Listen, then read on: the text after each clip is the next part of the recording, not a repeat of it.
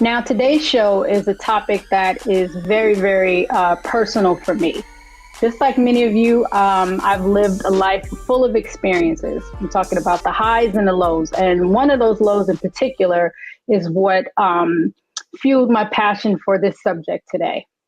And this is the shooting of Megan Thee Stallion and the subsequent trial of Tory Lanez.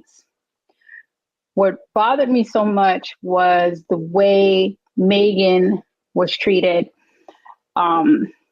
before the trial, during the trial, and even after the trial. For those of you not familiar with the trial, Tory Lanez, rapper, R&B singer, producer, shot Megan Thee Stallion in the foot in 2020. And the trial was brought to court in just last year, 2022. And as we all know now, he was found guilty on those charges. But Megan has been treated like the villain. She's been made to be the villain in this, being mocked, being her trauma being minimized. And this experience that Megan went through is something that all Black women face, especially when we are affected by violence. This is something that's called misogynoir. This was a term that was coined by the feminist writer Moya Bailey. And basically, misogynoir is the intersection of race and gender. So it's something specifically that affects Black women. And misogyny is the, hatred, contempt for, and just prejudice against women. So misogynoir is when that misogyny is directed specifically towards Black women. And this is the subject that we're going to discuss today. I'm bringing in two journalists who wrote these incredible pieces on the case. The first one is Jamila Lemieux, who wrote an article for BET called Free Megan. And the second journalist, is Taylor Crumpton, who also wrote a piece for Harper's Bazaar on it. And she specifically had misogynoir in her title.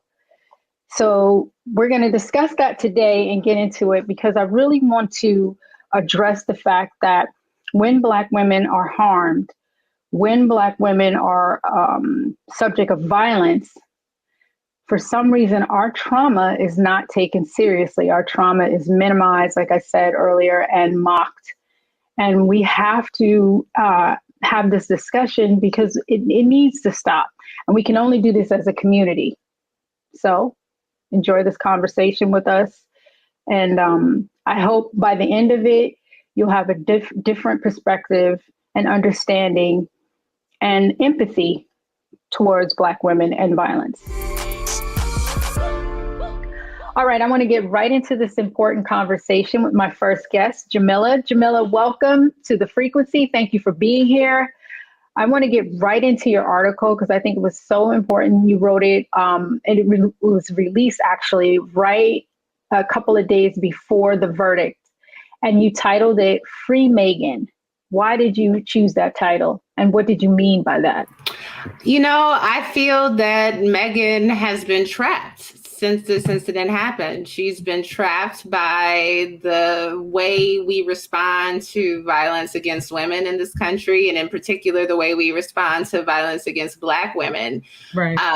She's been subject to a lot of online abuse and harassment, rampant speculation about what indeed happened and the nature of the relationship between her and Tory Lanez, and speculation about her sexuality and her involvement with other men. And she has not been allowed to adequately grieve what happened to her at the hands of someone who is a friend. She has not been treated overwhelmingly as a victim. She's been treated as if she's done something wrong. Right. Why do you think that when it comes to, women and Black women in particular, that we are not believed? There's a long history of characterizing Black women as inherently bad in order to justify our place in the society, dating back to when we were enslaved, that Black women are, treated as if there's some sort of sexually aggressive, unladylike, unworthy of protection, untrustworthy. Mm-hmm. And a lot of these beliefs about us have been passed down to us as a people. And we tend to parrot some of the worst ideas and attitudes about Black women. Do you think it falls into that old trope of Black women are strong? We're so strong that we don't need any empathy or sympathy or... Absolutely. The trope of the strong Black woman that many of us have embraced as, a source of self-esteem and a way to survive and navigate the world, holding on to the idea that we can just simply withstand more pain than other people has done us great harm. And I think that was absolutely at play during this situation. Yeah, it got to the point where she first put out a tweet about it's not a joke, because there were memes and jokes and so many people came forward and made fun of it. I mean, celebrities, just regular online people, a lot of harassment. And then she had another, maybe about 2-3 weeks after that, she had another post where she came online on Instagram and literally had a breakdown, to show, like, Black women have to show that they're bleeding, they're dying, there's pain, there's cry, we have to cry in order for not even to get a little bit of sympathy for us to be believed. And I think that right there goes back to what you said about how it's harming us to be perceived as strong and not perceived as, women that need, sympathy or empathy, or to be believed when we are harmed. Another thing too, I don't like the jokes that were made about her and the lines. In particular, Drake had a song that he put out, with the line about her, lying, even though they were trying to say that it wasn't in regards to that. I mean, it obviously was. And what do you think about that when they take our pain and make it into a punchline? Yeah, it was absolutely disgusting for Drake to do that. He's somebody who's a more senior artist than her. He's almost a decade older than Megan. He's been in the industry a longer amount of time. He's got the reputation and the influence that he does. And for him to make light of the situation and insinuate that she was lying, or even to just joke about the fact that a lot of people believe she was lying, was really vile, and it goes back to Black women not being trusted, not being believed, because there were a lot of people who took to the internet to say that this woman was lying, that it didn't happen to her. And that was in spite of reports from doctors, that was in spite of the fact that the state of California chose to press charges against Tory Lanez. This was not a personal injury trial. Megan did not go after Tory. In fact, at the beginning of this, she protected him. Her instinct was to lie about what happened for fear that he or both of them would be harmed at the hands of the police. Like that she thought about his safety and his protection says so much when so few people have thought about her safety and her protection, as well as her mental health and her ability to recover. Exactly. Up next, we're joined by pop culture writer Taylor Crumpton, whose article started this conversation. We'll be back.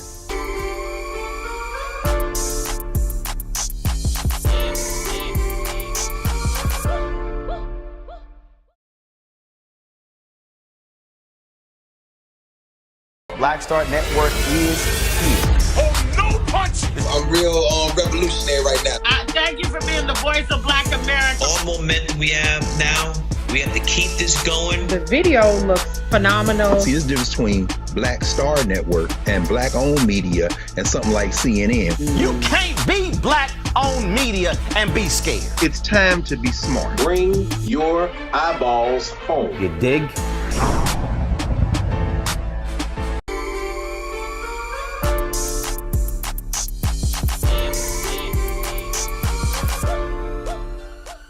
Welcome back to The Frequency. We're discussing misogynoir, and joining me now is writer Taylor Crumpton, whose article really opened the door for this discussion, bringing up hip-hop, misogyny, and issues that face Black women overall.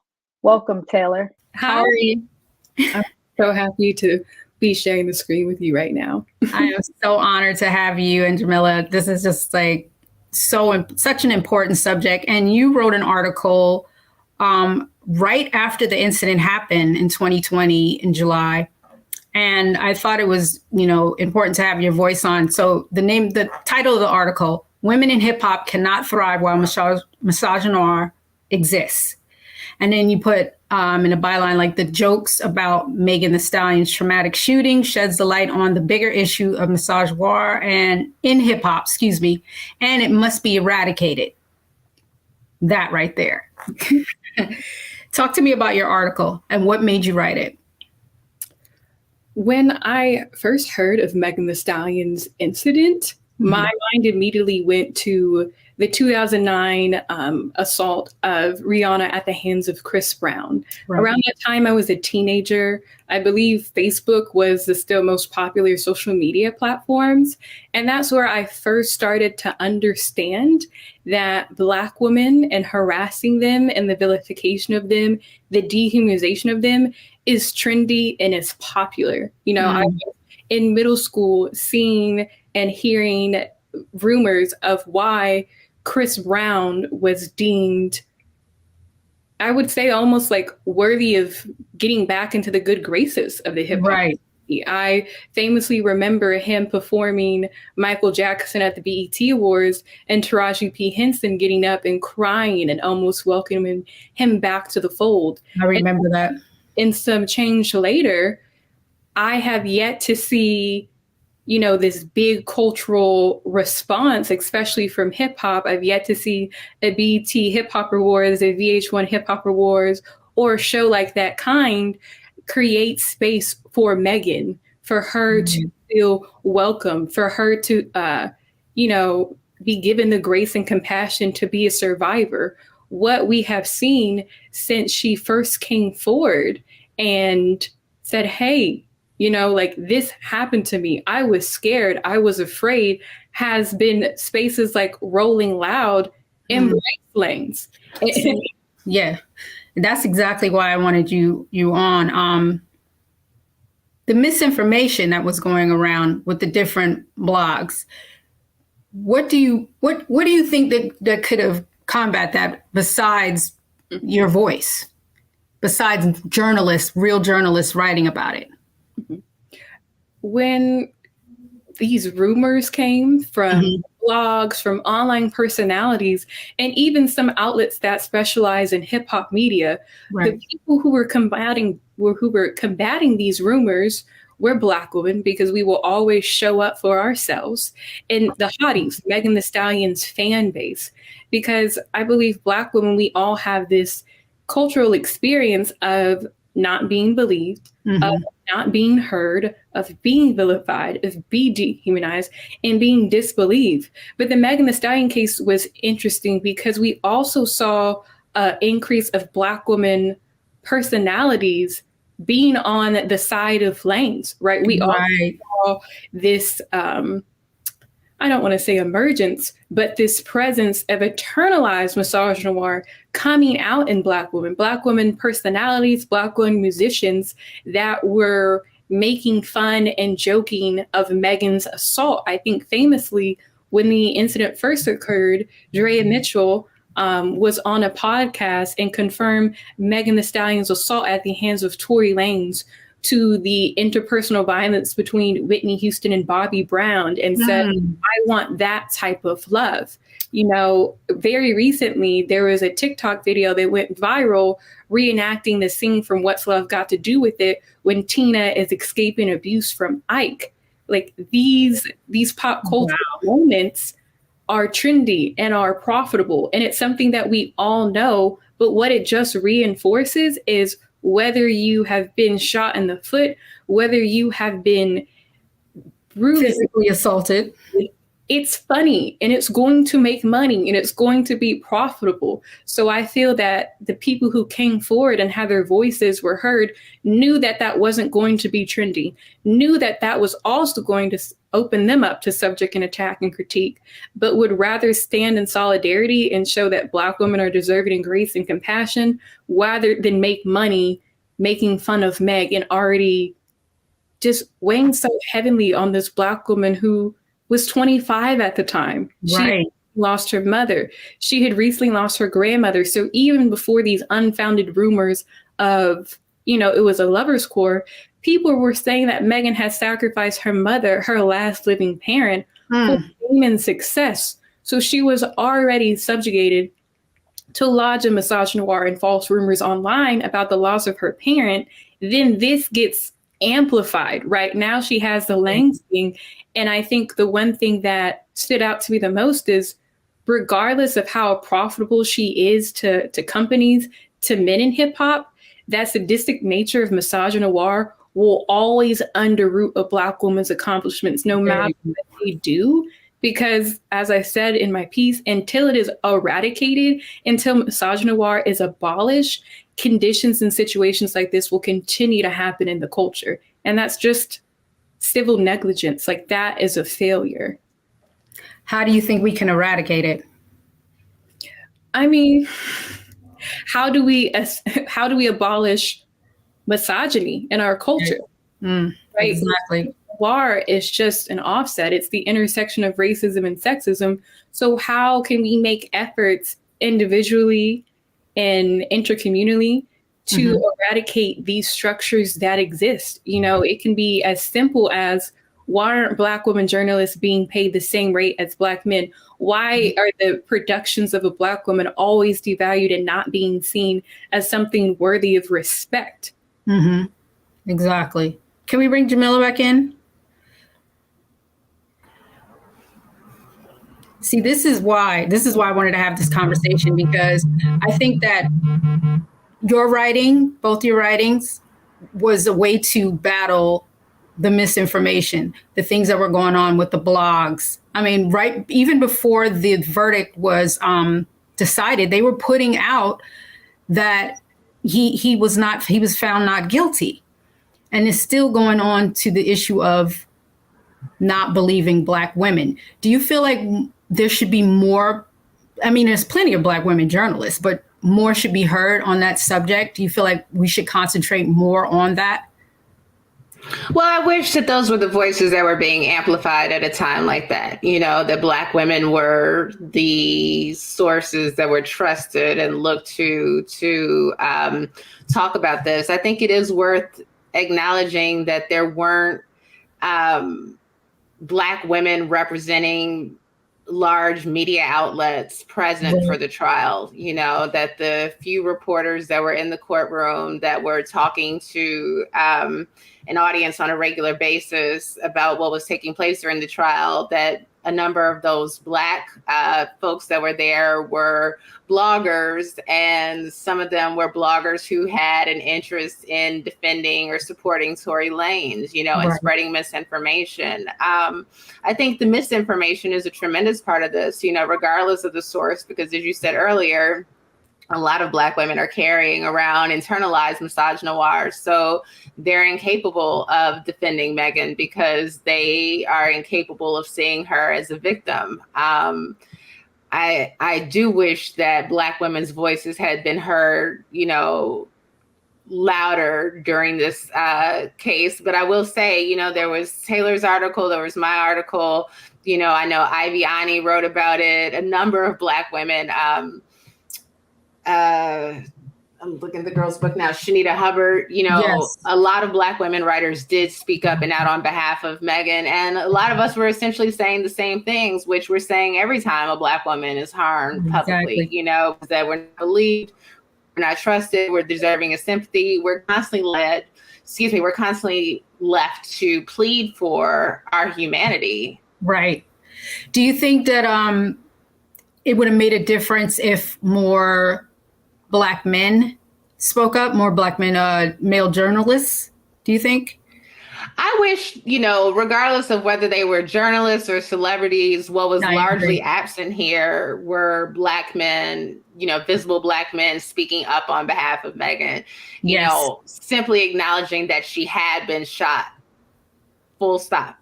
Right. That was the biggest thing that mattered here. That was what was most important, that this woman had been shot. Mm-hmm. And, according to people who witnessed it happen, Tory did it. Right. I think Bun B was the only one that stood up. He was one of the few. Maxo Cream as well stood up for Megan Thee Stallion, which I think is indicative since, you have a Houston hip hop legend. And then you have Maxo, who also was in the same, I would say, like cohort of class of Megan, of regional talents kind of like crossing over. And I thought it was fairly interesting how very shortly after the incident, those two took to social media, Bun B kind of almost acting as like a surrogate father or a father figure, saying like, Megan is from Houston. This is our girl. We will defend her. And Maxo also taking approach almost like a brother and sharing his own incident where Lanez, I guess, attempted to jump into like his car at a Jamaican restaurant in LA, which didn't go over well. And Cream was one to kind of name the gender nuances of this, where he was like, you would never do that to me, but you felt comfortable doing that to a woman.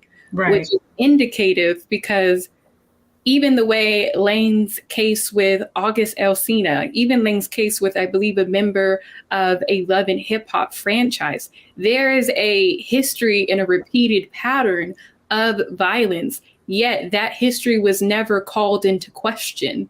There was no research being done on, is this an isolated incident or is this a pattern? Because in the court of public opinion, he was the one that needed to be protected. He was the one that needed to be centered. Right. And Black men, whether they did it subconsciously or consciously, gathered around him. I remember when LeBron James was in his car blasting Tory Lanez and people said, you have a daughter. Right. What does this mean? And I think that was the distinction, whether you came from a Black woman, whether you have Black women in your life, sisters, aunts, mentors. The sadistic thing about Misogynoir is that it was so rampantly at play in the culture and in celebrity that I feel like it was such an abundance that the Black woman voices that were coming out, that were writing, that were advocating, reporting, always seemed to be systematically ignored and silenced. And the question, I think Jamila brought it up about Black reporters and the people who were on the scene. We saw after the trial had, ruled, Black journalists were, I still think, ignored. Like a lot of non-Black journalists were amplified. I think about Megan, the reporter. She had an interview, a Q&A with BET.com. about like her rise in her reporting, yet Black users on social media critique BET for taking a stance that was read as very apolitical, that was very neutral, but also very telling that they were waiting for the trial at play so then they could put out tweets and social media copy defending Megan Thee Stallion. And that was for a number of Black outlets and sources that we go to, that we look towards, that decided to take an apolitical stance, which inherently read as not supporting Black women when they needed it the most. Right. Exactly. Okay, y'all. We're gonna take a break and we'll be right back.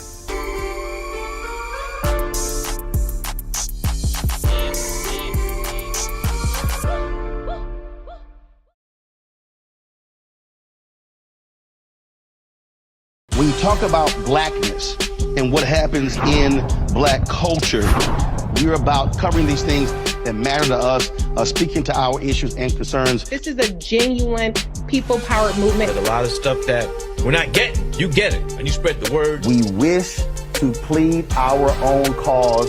Too long have others spoken for us. We cannot tell our own story if we can't pay for it. This is about covering us. Invest in black-owned media. Your dollars matter. We don't have to keep asking them to cover our stuff. So please support us in what we do, folks. We want to hit 2,000 people, $50 this month, raise $100,000. We're behind 100,000, so we want to hit that. Y'all money makes this possible.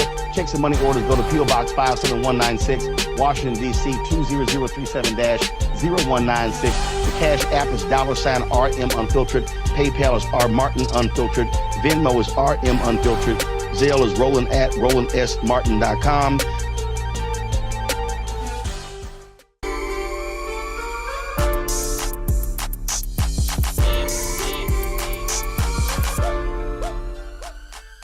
You're watching The Frequency. I'm Dee Barnes, and we're discussing the shooting of Meg Thee Stallion and the trial of Tory Lanez. Joining us once again is Jamila. Jamila, why did you feel someone needed to speak up for Megan?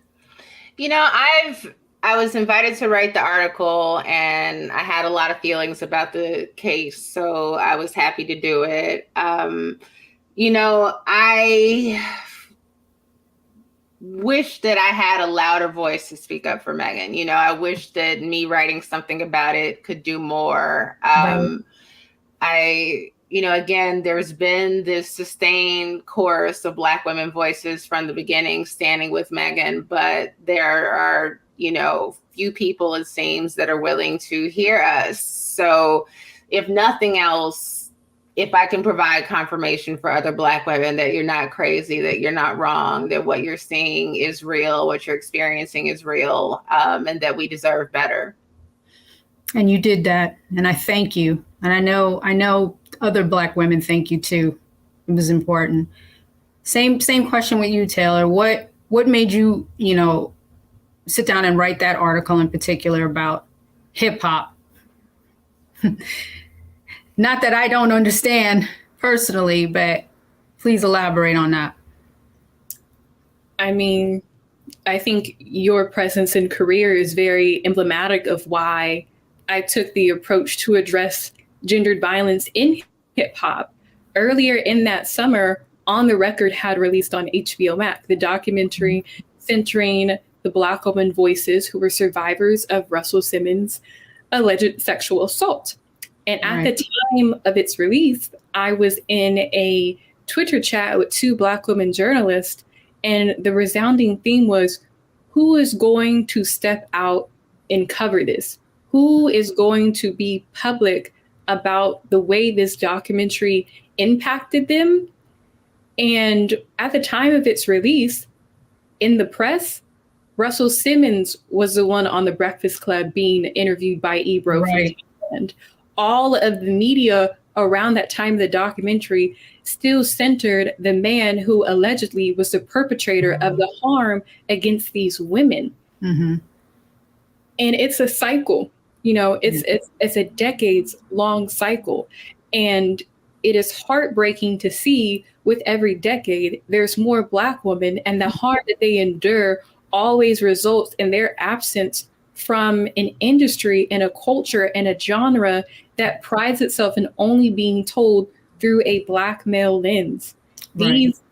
These not even incidents, these attacks of targeted harm add to this monolithic idea that hip hop is a genre and a culture for Black men by Black men, and the eradication of women like yourself, like Drew Dixon, like even the violence that Lil' Kim endured by men in hip hop who were seen as stakeholders, who were seen as powerful, is very frightening as a Black woman in music, as a Black woman who loves hip hop and journalism.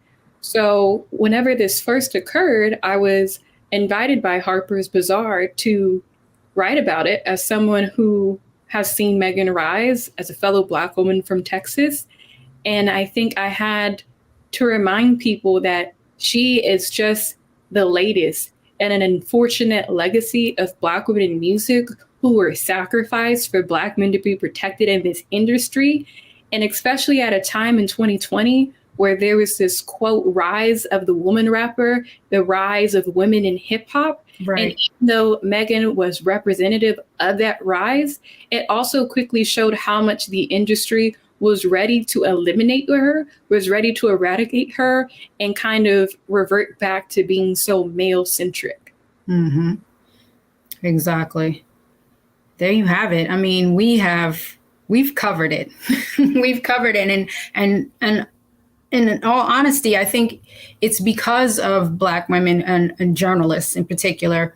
If we do not voice and call out these things, you know what I mean, to hold these people accountable, I don't think anyone will. And even when there's other platforms that are trying to present it, I don't think that the perspective is on point as much as it's coming from our voice. Do you follow me what I'm saying? Like, if it wasn't for us having us, there would be no, what am I trying to say? There would be no real protection. There would be no real voice for us if we did not write these, articles. If you guys did not write those articles, I don't think that people would really be, and countless other women journalists. And like Jamila was saying that, I wish they were elevated more. I wish it was louder. But I do believe, though, that they did do something. Even though you might not feel it, it's a small part. I do feel like it's part of an overall bigger picture. And I feel like a lot of people were listening and could relate and could hear your voice in that it was defending something that couldn't be defended. And thinking about Megan and what she's going through, I hope she's healing, and I hope she knows that she's loved and she's surrounded by sisters that do love her. There are a lot of women out there that do support her. And then I hope that all the positive voices drown out all the negativity. All right, we're going to take a quick break. And when we come back, we're going to discuss how and why Black women cover for Black men.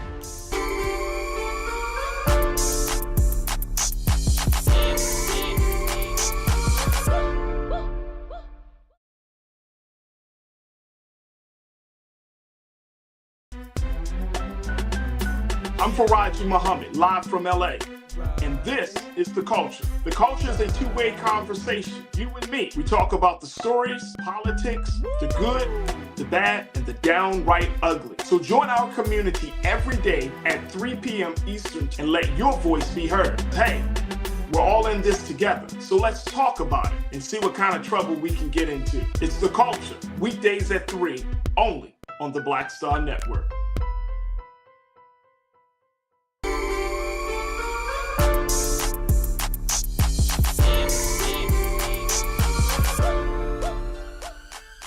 One of the strangest things about Misogynoir is that Black women are being abused by the hands of Black men. So why do Black women feel like they have to protect their abusers? Black women are in a precarious situation when they've been harmed, by a member of their own community or someone else, because we don't have a good relationship with the police either. We can't trust them to take our needs and concerns seriously and not to react to us without violence. But I think that as a community, Black people have been very clear on the threat against Black men for many years, and we've taken it very seriously. We've wanted to protect our men from the violence of white supremacy, from the violence of law enforcement. Right. And our focus on that protection has allowed us to sacrifice the protection of Black women and girls. Anytime a noteworthy Black man has been accused of violence against women, Black women in particular, there's always this response from the community for much of the community to protect him, you know, that we don't want to see him go into the system. If he's a prominent man, we don't want to see him we don't want to see him lose all that he's fought for and all that he's, you know, succeeded and accomplished. And, you know, it is very much to our detriment that we are unwilling to be honest about, you know, the violence that some Black men perpetuate, you know? Right. And we always get accused of tearing a Black man down. So that's one of the things that I heard continuously about it. Taylor, how do you respond to that? Historically, Black women have been told to protect the community at the expense of themselves, to protect the Black man at the expense of themselves. She really just eloquently, you know, illustrated all of the individual, societal, political factors, why that belief is something that is integrated and embedded into the ethos and the ideology of the Black woman. However, there has yet to be a moment of cultural teaching. What happens when a Black woman is assaulted by a Black man? Where have been the conversations in the home about that? Where have been the conversations in a lot of like Black spaces? I think Megan said she did not want to have the interaction of the state and the criminal justice system. What she is saying is, I know what happens when I, as a Black woman, report and get the state involved in something that is an interpersonal matter, when this is just between two members of the community. Because we know the criminal justice system has always historically been unfair and unjust to people of African descent, with a hyper focus on Black men. We also know that when a survivor of gun violence, when a survivor of domestic violence goes to the courts and the legal system, they are never centered. The ruling, even though it gave validity to Megan's claims, does not stop the continued harassment and violence that she will endure from members of her own community. In fact, it seems to amplify and ramp up that continued harassment and violence, because her case was not only in just the court in the state of California, it was on social media. And that seems to be a never ending cycle where justice is never truly given. So we are in this moment of pop culture where these things are going to be archived and documented, how we're failing Black women. And as I said in my article, it is not the responsibility of Megan and her peers to do the work. Inherently, it's not the labor and responsibility of Black women journalists, of editors, of Black women with these platforms. That responsibility is on men to really internalize and interrogate and work through and process and do the labor of work of eradicating misogynoir in themselves and their communities and their stakeholders. Why was Tory Lanez so valuable and worth defending at the expense of Megan? Why did DaBaby release songs about Meg Thee Stallion and sleeping with her? Why is it okay for rappers to make music videos where a stallion's leg is being cut off? Like, when is enough enough? When are their peers going to step in? And what we've continually to see is that because they do not deem it a problem, that interaction, that intervention is not going to come. They don't deem it as their problem. It's their problem. Black women did not create misogynoir. Women did not create misogyny. Those are structural forces of the patriarchy. That is their responsibility and labor to do. We should be able to just take care of ourselves. Like, Black women deserve care and Black women deserve grace. It is not Megan's responsibility to call out every rapper that makes a line about her. Right.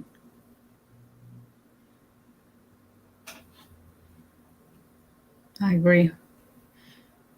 And I think, you know, it's been years since my incident, and I still see no structural change. I still see not a lot of men stepping up publicly and saying what needs to be said.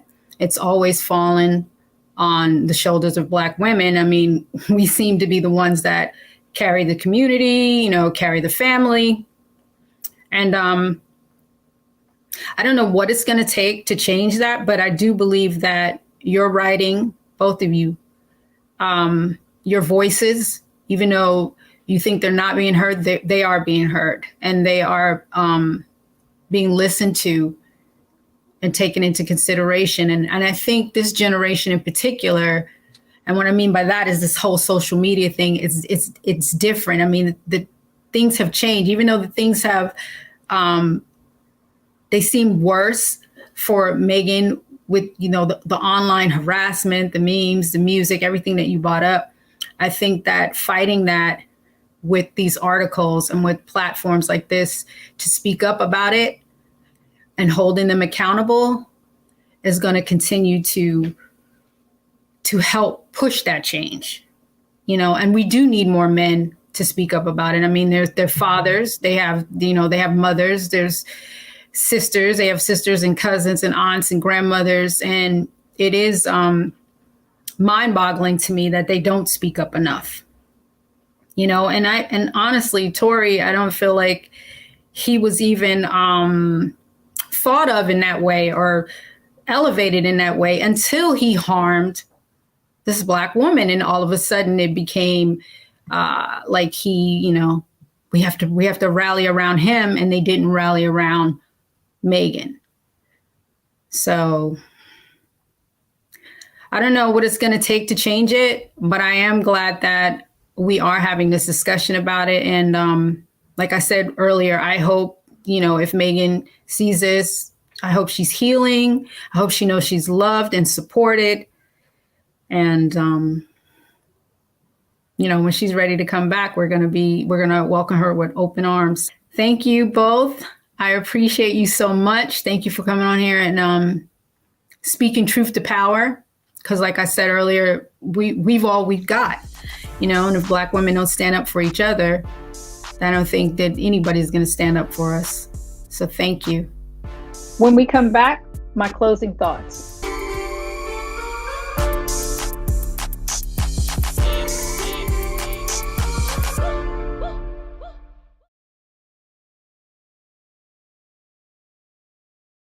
Don't you think it's time to get wealthy?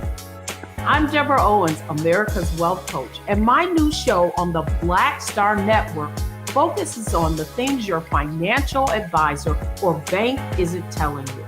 So watch Get Wealthy on the Black Star Network.